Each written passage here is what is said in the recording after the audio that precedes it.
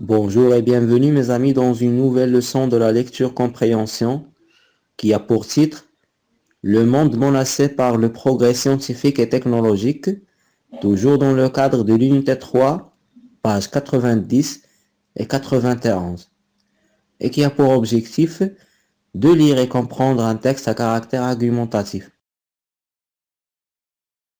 Avant de lire le texte, je vais répondre aux questions de la rubrique J'observe et je découvre. La première question: observe l'illustration et le titre. D'après toi, de quoi ce texte va-t-il parler? Le texte va parler des inconvénients des progrès scientifiques et technologiques. Deuxième question, d'où ce texte est-il tiré? Ce texte est tiré de Science et Vie Junior. Troisième question, à quelle date ce texte a-t-il été publié? Ce texte est publié en juin 1980. Quatrième question, selon toi, ce texte va donner des explications ou va avancer des arguments? Il va avancer des arguments. Passons à présent à la lecture du texte. Le monde menacé par le progrès scientifique et technologique. L'utilisation de nouvelles technologies a fait augmenter la productivité. Les moyens de transport modernes nous permettent de nous déplacer plus rapidement. Ainsi, les moyens de communication permettent d'être en contact avec nos proches à n'importe quel endroit de la planète. Le téléphone portable, le courrier électronique, le fax ont transformé le monde en un grand village. On peut dire que ces nouveautés technologiques sont nécessaires et bénéfiques pour nous. Mais les progrès techniques et scientifiques dans la vie quotidienne ne vont pas sans problème sérieux. Les villes qui devraient permettre de bénéficier du confort moderne connaissent un entassement qui rend la vie pénible. Encombrement automobile, insuffisance du transport en commun, bruit, s'y ajoute la pollution de l'air due au gaz lâché par les automobilistes et les milliers de cheminées. À cause de cette atmosphère pesante, le citadin est obligé de fuir vers la nature à condition d'affronter les longues files de voitures qui quittent la ville chaque week-end, vers une campagne qui recule devant la banlieue. La pollution de l'air laisse présager l'apparition d'un nombre incroyable de problèmes climatiques. Elle reste à préciser que la pollution de l'air et de l'eau, la disparition de la nature inquiète les dirigeants des pays développés et les incite à prendre des mesures pour protéger l'environnement.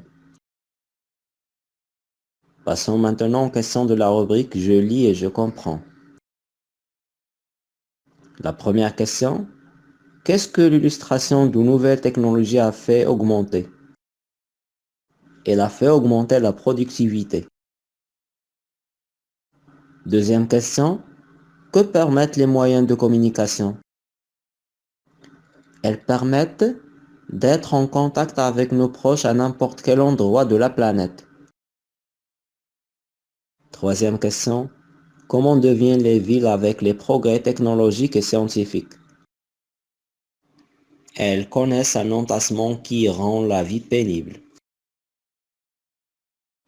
Quatrième question: quels sont les problèmes rencontrés par les citadins? Le citadin est obligé de fuir vers la nature et d'affronter les longues files de voitures. Cinquième question: que laisse présager la pollution de l'air? Elle laisse présager l'apparition d'un nombre incroyable de problèmes climatiques. Sixième question: que doivent faire les dirigeants et pourquoi?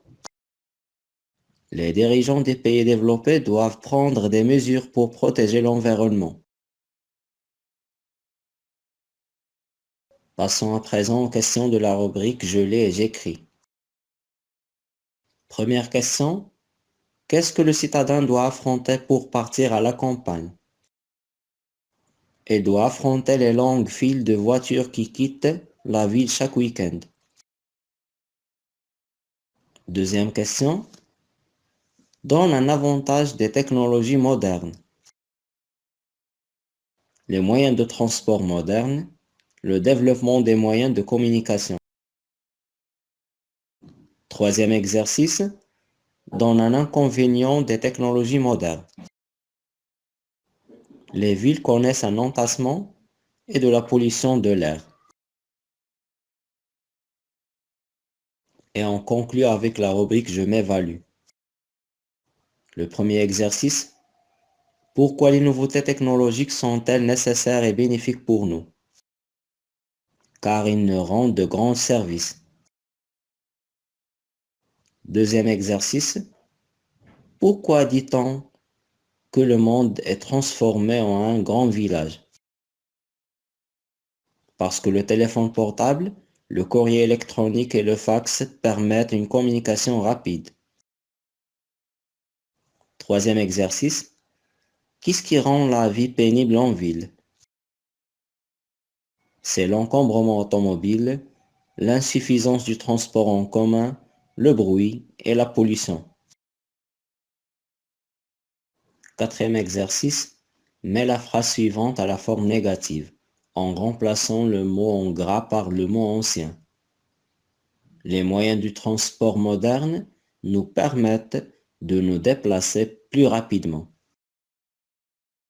Devient, les moyens du transport anciens ne nous permettent pas de nous déplacer plus rapidement.